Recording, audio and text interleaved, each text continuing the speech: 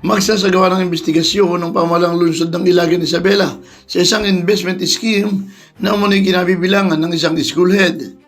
Sa isang privilege speech, isang guniang panglungsod member Honorable Rolando L. Tugade, binanggit nito na ang kanyang paggamit para sa natatanging karapatan ay walang halong politika, kundi bahagi ng kanilang tungkulin na pangalagaan ng interes ng publiko at integridad ng sanggunian. Matapos ang umunoy ginawang pambabastos sa isa sa kanyang kasamahan sa sanggunian. I rise today on a matter of institutional privilege, compelled not by politics nor personalities, but by our duty to protect the public interest and integrity of this honorable body. Binanggit nito ang paglalabas ng official advisory ng Securities and Exchange Commission, Ilagan, hinggil sa Fidelity Capital Investment Group of FCIG, na umunoy hindi autorisado, hindi rin rehistrado para mangalap ng puhunan mula sa publiko. Malinaw umano ang layunin ng advisory at kapuri-puri upang mabigyan ng babala at maprotektahan ng kanyang mga kababayan sa posibleng financial harm dahil sa Isabela nangyayari ang pagsusulisit, marapat lamang na imbestigahan. Recently, the advisory categorically informed the public that Fidelity Capital Investment Group or FCIG is not authorized, repeat, not authorized to solicit investments from the public.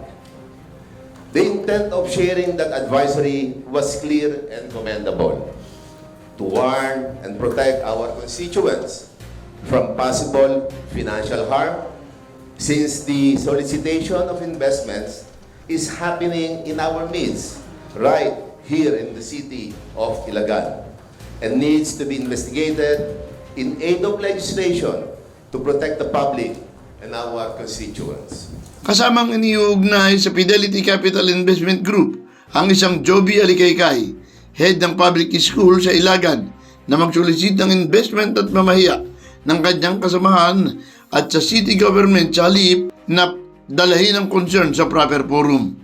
Ng personal na pag-atake sa isang elected official ay isang malinaw na paglabag sa ethical standard ng isang public official at employees.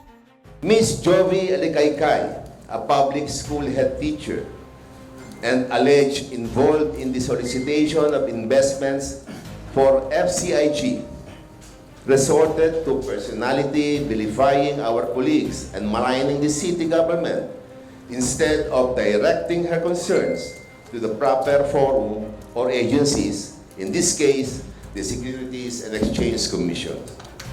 Ang pagkakasangkot umano ni Joby Alicaycay sa ganitong gawain na isang malino na paggamit ng kanyang tungkulin para maka-impluensya para malagay ang mga tao sa financial risk. Joby Alicaycay participation in the organization, by virtue of her position, she has access to a wide community of teachers, parents, and stakeholders who may place confidence in her words and endorsements, not because of the investment's merits, but because of the authority and credibility attached to her office. Isang joint committee rin ang bubuuin at iniimbitahan ng iba't ibang ahensya tulad ng National Bureau of Investigation, Criminal Investigation and Detection Group, Cybercrime Units at Department of Education. Iimbitahin din maging si Joby Alicaycay upang papagpaliwanagin. Sa interpelasyon naman ni SP Member Honorable Kit Bello, sinabi nito ang kanyang concern ay para sa proteksyon ng investment ng mga taga-Ilagan at para maiwasan itong kumalat na parang virus. And that I would like to stress that my concern is only for the protection of the investments of the Ilagueño people. For the information of not only for the Ilagueños but today Isabelinos as well. The birthplace of that company is here in the city of Ilagan, or what we might call as the ground zero. And I learned that the operation has now starting, it's like a virus starting to spread out to the nearby municipalities as far as the city of Santiago. Sinabi pa nito na inatake siya ng naturang guro sa social media. Binato ng iba't ibang aligasyon kabilang ang personal na pag-atake. Nagalit siya umano nung una, subalit mas minabuti niyang humingi ng payo sa kanyang abogado at ng mga naunang nanungkulan. Last week, I was attacked on social media by said teacher. She made mention and made allegations, corruption allegation against me, a personal attack against my personality. Sabi raw niya, utal po ako. Hindi dito totoo yun. Sa mga personal attacks against me, my first reaction was, syempre, nagalit po ako. Then, after, took me less than an hour. I consulted my father. Sa kasalukuyan, ay inahaba na lamang niya ang kanyang presensya bilang lingkod bayan. Sa isang ambush interview naman, sinabi ni SP Member Honorable Gaylor Malunay na hindi sila against sa pinasukang business ng FCIG at narito sila para balansihin bilang city official, subalit ayaw nila na isang taga-Ilagan ang mapunta sa alanganin. Nandito kami just to clarify, no, para balanse naman po.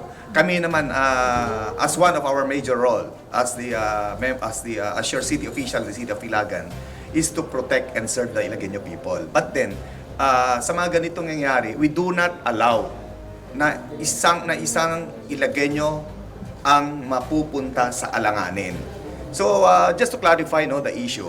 Paglilinaw nito na nag-react lamang ang City Council matapos na maglabas ang Security and Exchange Commission ng advisory at doon sila na-trigger upang aksyonan ng usapin. Nung naglabas po ang SEC ng advisory, which is stated there, no, na talagang minention yung investment na yan, doon lamang po nag-react ang City Council of the City of Ilagan. Kaya Sa huli, sinabi nito na nagkakaisa ang buong sangguniang lungsod upang linawin ang naturang issue at inaasahan na sa darating na araw ay magsasagawa na ng investigasyon ng komite in aid of legislation sa isyong kinakasangkutan ng head teacher at ng Fidelity Capital Investment Group. Felix Tambongco, The Observer News, DWRB 103.9 News FM. Ikaw ang una.